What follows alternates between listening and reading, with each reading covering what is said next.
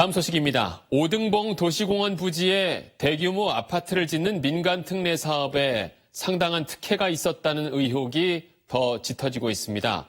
제주시와 민간 사업자 간의 협약서가 뒤늦게 공개됐는데 특정 시점까지 사업 인허가가 나지 않을 경우 제주시장이 책임을 지는 것으로 돼 있었습니다. 더욱이 아파트 분양가 인상도 사실상 인정해줬고 초과 수익 환수 방법도 명확하지 않았지만 이런 협약 내용을 5년간 비밀로 하기로 했습니다. 조창범 기자입니다. 오등봉 공원 민간 특례 사업에 대한 의혹이 갈수록 커지고 있습니다.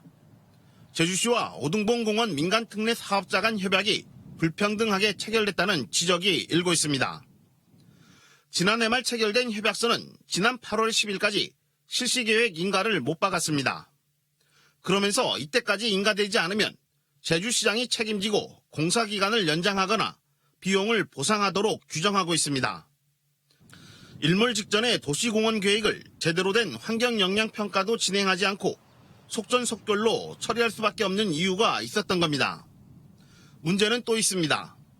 협약서는 토지보상비나 원가 등 총 사업비가 올라가면 분양가를 재협의할 수 있도록 했습니다. 사실상 분양가 상승을 협약서를 통해 인정한 것이나 마찬가지란 지적이 나오고 있습니다. 그러면서 공원 조성 사업비 정산은 민간 사업자의 수익을 보장해주는 낙찰률 87%를 적용하기로 해 논란을 자초했다는 비판이 일고 있습니다.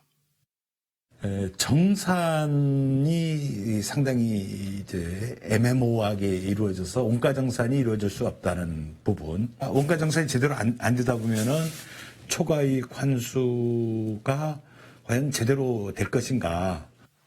시민사회단체에서는 법인격이 없는 임명직 시장의 협약이 유효한지 여부도 따져봐야 한다며 도의회의 행정사무조사권 발동을 요구했습니다. 제주시 의회가 있어가지고 제주시 의회 동의를 거친 사업이면 제주시가 지자체로서 책임을 져야 되는 거죠.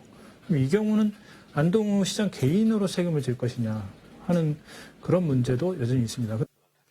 특히 제주시와 사업자가 이런 협약 내용을 5년간 공개하지 않기로 했던 사실이 이제서야 드러났습니다.